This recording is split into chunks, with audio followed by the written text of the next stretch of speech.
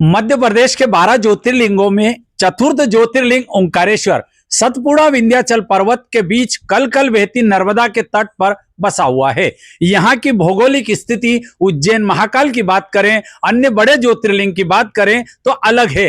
ओंकारेश्वर में आने वाले सिंहस्थ 28 की तैयारियों को लेकर उज्जैन की तर्ज पर मोहन सरकार के द्वारा यहाँ पर ममलेश्वर लोक की तैयारी की गई थी, जिसमें स्थानीय संत समाज, मीडिया कर्मी, जनप्रतिनिधियों को विश्वास में नहीं लिया गया था। यहाँ की भौगोलिक स्थिति को लेकर योजना नहीं बनाई गई थी। इसके चलते 3 पुरियों में यहाँ बसी धार्मिक नगरी खंडित होती नजर आ रही थी। तो कई लोगों के घरोंदे उजड़ रहे थे जो कि यहाँ के स्थायी निवासी हैं। इस संपूर्ण मामले को लेकर प्रशासन के खिलाफ, शासन के खिलाफ जन आक्रोश, संत समाज, जनप्रतिनिधि, गणमान्य नागरिकों का गुस्सा तेज हो गया था। पिछले 2 दिनों से ओंकारेश्वर पूरी तरह बंद रहा। सभी ने अपनी स्वेच्छा से बंद किया तथा प्रशासन को यह बताया कि आने वाले श्रद्धालुओं की चिंता हमें भी है और विकास हम भी चाहते हैं, लेकिन सभी को विश्वास में लेकर विकास करें। इस संपूर्ण मामले का आज पटाक्षेप हुआ। किस प्रकार हुआ, आइए हम बात करते हैं शट दर्शन संत मंडल के वरिष्ठ संत महंत मंगलदास जी त्यागी से। आज बताएं महाराज जी, ये जो मामला चल रहा था, कितने दिनों से चल रहा था, क्या हुआ मामले में? देखिए, ये तो 1 महीने से ये योजना चल रही थी, सर्वे चल रहा था और ये यहाँ पर ममलेश्वर लोक बनाने की बात कर रहे थे। लेकिन हमारा एक ही सवाल था कि तीर्थ क्षेत्र में पर्यटन को इतना बढ़ावा क्यों? हमारा ओंकारेश्वर जो है ये धार्मिक तीर्थ क्षेत्र है और हम इसको तीर्थ क्षेत्र ही रखना चाहते थे। जब हमने इस योजना को देखा, इसमें ब्रह्मपुरी क्षेत्र तो पूरा जा रहा था, उसमें हमारे प्राचीन नरसिंह टेकरी, जूना अखाड़ा, ऐसे अनेकों साधुओं के स्थान भी जा रहे थे। तो ये एक बहुत दुख का विषय था। हमने इसको गंभीरता से सभी के साथ बैठ के चर्चा की कि हम इसको उजड़ने नहीं देंगे, हम तीर्थ को तीर्थ रहने देंगे।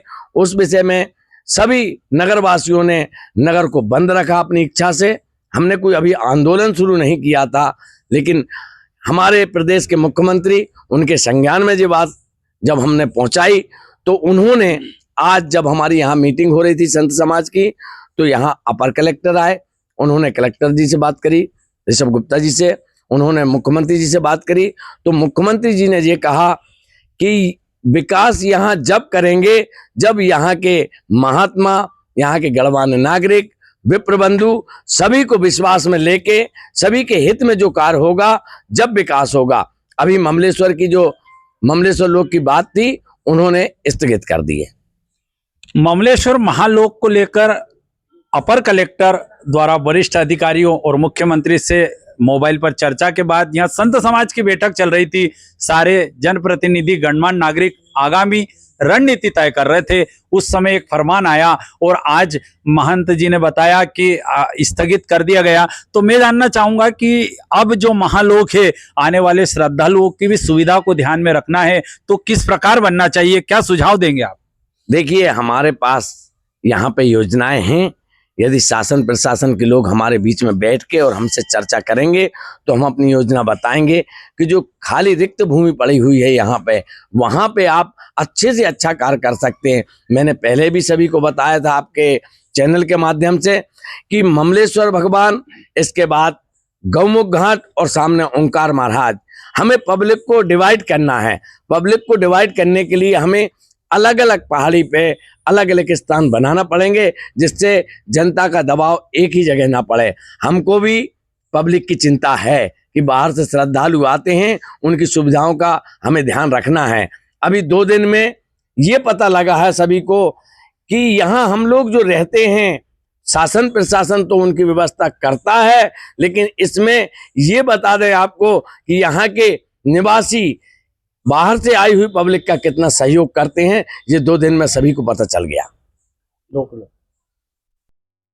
आगामी सिंहस्थ 2016 को लेकर भी शिवराज सरकार के द्वारा यहाँ सिंहस्थ को लेकर करोड़ों के प्रोजेक्ट बनाए गए थे, उनमें भी जो लोगों को विश्वास में नहीं लिया गया था और आज भी कई कार्य अधूरे पड़े हैं, उसको लेकर भी चर्चा करते हैं कि अगले सिंहस्थ की तैयारी और इसमें क्या रहा।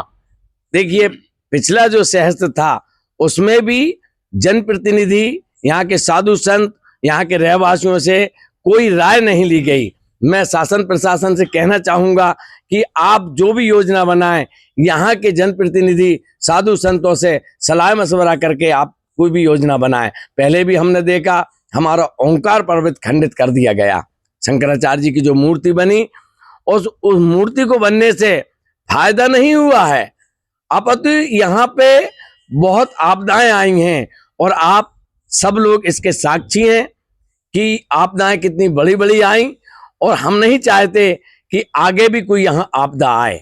महाराज जी, मैं बताना चाहूंगा कि ओंकार पर्वत पे सरकार ने जो श्लोक के पत्थर लगाए हुए थे, आज फिर वहां जो मार्ग बन रहा है, पत्थरों को इस प्रकार करोड़ों रुपए यहाँ बर्बाद हुए हैं, तो क्या अब ऐसे होना चाहिए? देखिए, ये नहीं होना चाहिए। हम फिर आपसे कह रहे हैं कि ये तीर्थ क्षेत्र है और इसको पर्यटन विभाग के माध्यम से आपने गीता श्लोक लिखे थे, वो गीता श्लोक ये धर्म के साथ खिलवाड़ नहीं हो रहा क्या कि गीता के श्लोक आज पत्थर नीचे पड़े हुए हैं, लोग उन पर से चल के जा रहे हैं। तो ऐसा कोई भी कार्य ना हो जो धर्म के विरुद्ध हो। और यहाँ एशियन भारत के जो संवाददाता हैं ललित शुक्ला जी, ललित दुबे जी, मैं उनका और उनकी टीम को धन्यवाद देता हूं कि उनके माध्यम से समय समय पे हमको विशेष सहयोग मिलता रहा है और हमारी आवाज को बहुत ऊंचाइयों तक वो ले जाते हैं। तो ये थे महंत मंगलदास जी त्यागी। धार्मिक नगरी ओंकारेश्वर में प्रतिदिन श्रद्धालुओं का आगमन हो रहा है। आने वाले श्रद्धालुओं की सुविधा के लिए संत समाज हो या विभिन्न संगठन हो, सभी मैदान में उतर जाते हैं। मैं भी अपने चैनल के माध्यम से शासन प्रशासन से निवेदन करना चाहूँगा कि ओंकारेश्वर में विकास हो, विनाश ना हो, सभी को विश्वास में लेके कार्य करें। सभी का आभार एशियन भारत का भी माना और हम भी समय समय पर शासन प्रशासन और नगर के बीच की जो दूरी प्लेटफॉर्म का सेतु का काम करते हैं, आगाह करते रहते हैं। हमें उम्मीद है कि शासन प्रशासन दोनों के बीच की जो कड़ी का काम हम जो करते हैं उसको गंभीरता से ले और ओंकारेश्वर आने वाले श्रद्धालुओं को कितनी अच्छी बेहतर सुविधा हम दे पाएं, इसके लिए हम लगातार बने रहेंगे। मैं एशियन भारत के लिए ओंकारेश्वर से ललित दुबे।